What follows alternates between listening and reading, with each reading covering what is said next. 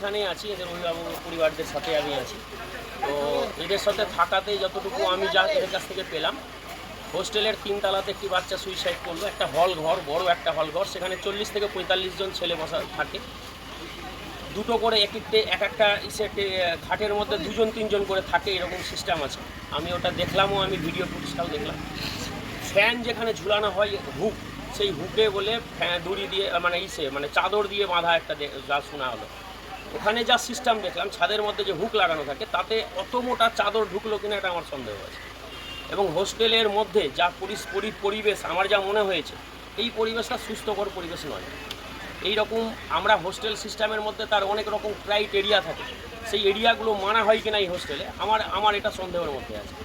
কারণ সেখানে তাদের খেলার মাঠ থেকে শুরু করে তাদের যে ব্যবস্থা, থাকার ব্যবস্থা, সিসি ক্যামেরার যে ব্যাপারটা, সেটা দেখা প্রয়োজন আছে।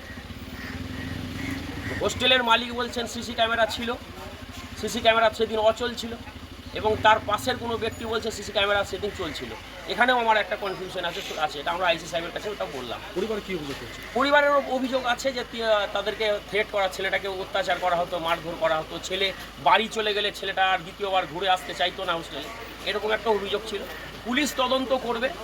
আমি এইটুকুটাই বলবো, প্রাণ চলে গেছে কারণ, একটা মানুষের প্রাণ চলে গেল, বাচ্চার প্রাণ চলে গেল। ছেলেটা পড়াশোনায় খুব দারুণ ছিল, সে আমারই বাচ্চা থাকুক না আর কারো বাচ্চা থাকুক, এটা একটা ছেলের প্রাণ চলে গেছে।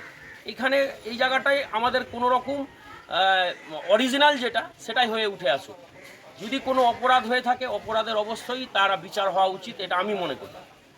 এখানে এমন কোনো কিছু যাতে না হয় যে মানে কোনো রকম সত্যকে ঢাকা দেওয়ার চেষ্টা বা মিথ্যাকে বাড়িয়ে তুলে তোলা, এইরকম যাতে না হয়, এটা আমি মনে করি পুলিশ প্রশাসনের কাছে যে এটা দেখা উচিত। মানিকচক সবথেকে বড় ব্যাপার, মানিকচক বিডিও অফিসের লাগোয়া একটা হোস্টেল, সেখানে এত ছেলে মেয়ে পড়াশোনা করে, সেই হোস্টেলটা ঠিকঠাকভাবে চলছিল কিনা বিডিও সাহেবেরও, মানিকচক বিডিও সাহেবেরও দেখা উচিত ছিল এটা, যে আমার ঘরের পিছন, আমার ঘর থেকে মাত্র 10 মিটার দূরে একটি হোস্টেল চলছে, সেখানে এত ছেলে মেয়ে থাকে, সেই হোস্টেলটা সরকারি নিয়ম আইন কানুন মেনে চলছে কিনা সেটাও বিডিও সাহেবের দেখা উচিত আমি মনে করি, বিষয়টা তদন্ত করার জন্য। কারণ আমাদের মানিকচকের প্রচুর বাচ্চারা ওখানে থাকে, শুধু মানিকচক না, বিভিন্ন ব্লকের মানুষরা এখানে পড়াশোনা করে, বাচ্চারা পড়াশোনা করে। সিস্টেমটা ভালো থাকা উচিত, আমি এইটুকুটা মনে করি।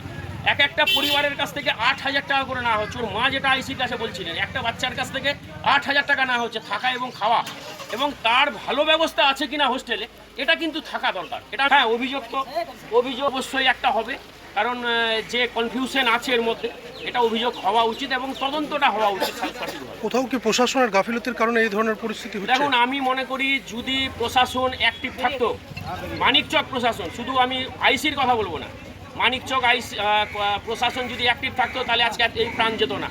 কেন? ওই হোস্টেলের মধ্যে সেই রকম পরিবেশ আছে কিনা সেটাও দেখার প্রয়োজন ছিল। এত বাচ্চার থাকার ব্যবস্থা ঠিক আছে কিনা ওটাও দেখার প্রয়োজন ছিল। তাদের জলের ব্যবস্থা, সব কিছু ব্যবস্থা ঠিক আছে কিনা এটাও দেখার প্রয়োজন ছিল। আমি তো এটাতে অবশ্যই প্রশাসনের একটা গাফিলতি, অবশ্যই আমি এটা মনে করি। নমস্কার।